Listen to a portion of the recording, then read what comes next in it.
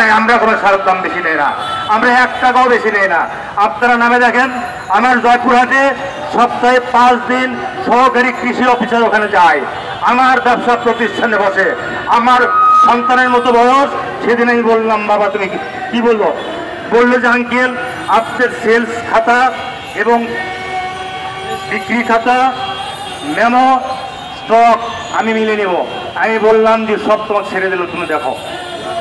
আরো একজন গেছিল, বাবা তুমি দেখছো, আর আপনার দেখবো না।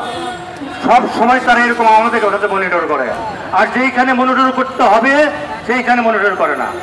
আমার 9 নম্বর ওয়ার্ডে আমার ব্যবসা প্রতিষ্ঠান, সেই প্রতিষ্ঠানে বিনা লাইসেন্সধারী 4 জন ব্যবসা করে আমার বাড়িতে। আমার ব্যবসা বন্ধ হয়ে যায়।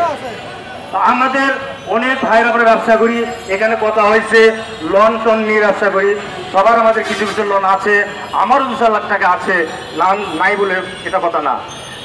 এরপরে আমরা যদি এই ব্যবসা বন্ধ করে দেই, আমাদের বহু বাকি গেছে আমাদের ব্যবসায়, এক একজন 10-12 লক্ষ টাকা না খেয়ে বসে আছে। বলুন তো এই টাকাটা কি আমাদের আসবে কোথা থেকে?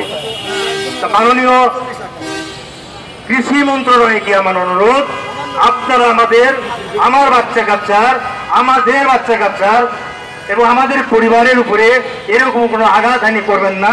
আপনার প্রতি এটা আমাদের আকুল আবেদন।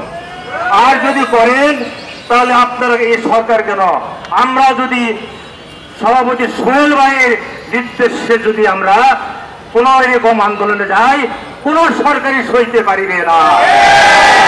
আসসালামু আলাইকুম রহমতুল্লাহ।